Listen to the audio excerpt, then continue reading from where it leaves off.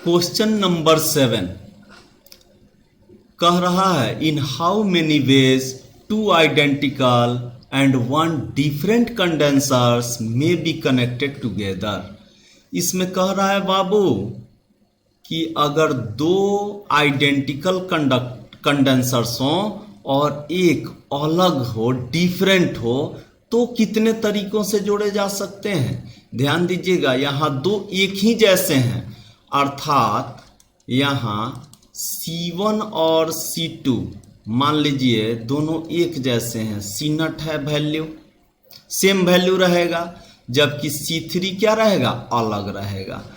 अब यहाँ पर हम लोग देखते हैं कि C1 और C2 अगर आइडेंटिकल है, इसका मतलब है कि C1 और C2 को आपस में बदलने से, इंटरचेंज करने से कोई फर्क नहीं पड़ने वाला है।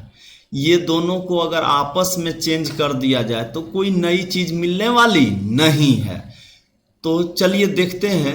सबसे पहले तो इन तीनों को हम लोग सीरीज में जोड़ सकते हैं, जहां ये रहेगा C0, C1 के बदले में C0, C2 के बदले में C0 और C3। अब ये तीनों सीरीज में हैं तो आपस में इंटरचेंज करने से कोई नई चीज तो मिलने वाली नहीं है।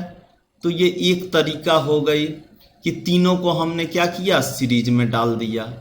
दूसरी तरीका ये हो सकती है कि तीनों को हम पैरेलल में कनेक्ट कर दें,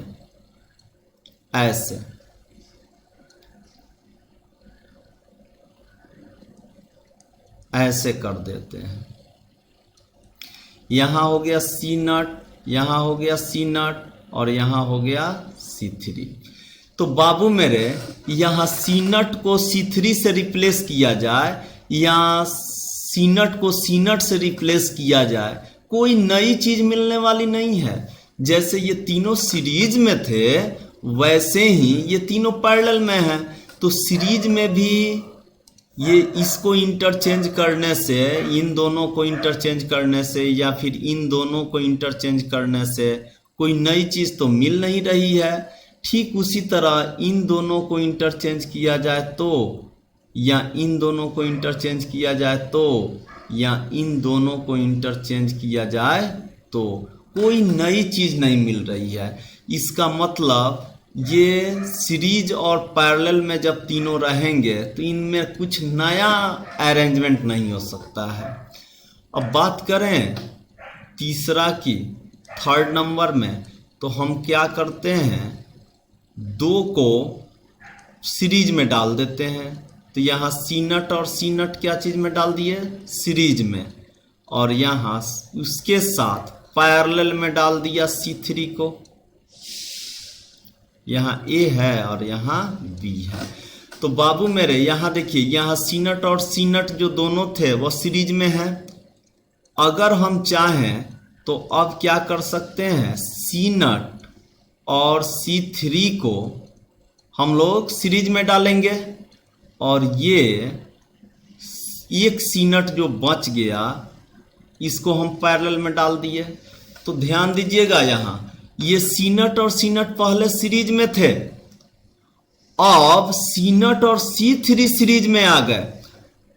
तो यहां से अब आप देख सकते हैं कि ये तीसरा नंबर, थर्ड नंबर और ये फोर्थ नंबर का अरेंजमेंट अलग अलग है। ये सेम नहीं कहा जाएगा, ये डिफरेंट अरेंजमेंट है बाबू, क्योंकि यहाँ C0 और C0 जो है सीरीज में है और यहाँ C0 और C3 सीरीज में है। अब आप चाहते हैं कि इंटरचेंज करें, तो क्या चीज इंटरचेंज करेंगे, इसको इससे इंटरचेंज करने से तो कोई फर्क, नया चीज मिलने वाला नहीं है। C3 और C0 सीरीज में ही रहेंगे। अगर इन दोनों को अरेंज किया जाए नए तरीके से तो क्या होगा, इसको ऊपर ले जाएं और उसको नीचे ले आए तो फिर तो C0 ही रहेगा, यानी कि कोई नया चीज अब मिलने नहीं जा रहा है। तो आइए अब 5 नंबर में देखते हैं क्या अरेंज हो सकता है। तो बाबू अब की बार हमने पहले पैरेलल रखा और फिर सीरीज रखा, ऐसे देखिए ये बहुत इंपॉर्टेंट है, ये ध्यान देने योग्य बात है। यहाँ C0 और C0 जो है वह पैरेलल है और उसके साथ C3 क्या चीज में है, सीरीज में। तो बाबू मेरे यहाँ C0 और C0 पहले हल किए जाएंगे, पहले सॉल्व किनको करना होगा, ये पैरेलल वाला को, तो ये हो गया। और अगला अरेंजमेंट हम ऐसे कर सकते हैं इनका कि C0 और C3 को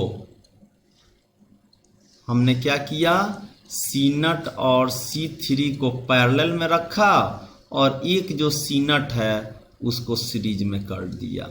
तो ये एक नई तरह की क्या आ गई, अरेंजमेंट। यहाँ देखिए पहले यहाँ दोनों 5 नंबर में पहले C0 और C0 पैरेलल में थे, लेकिन यहाँ पर एक नई अरेंजमेंट आ गई C0 और C3 पैरेलल में और उनके साथ ये C0 सीरीज में।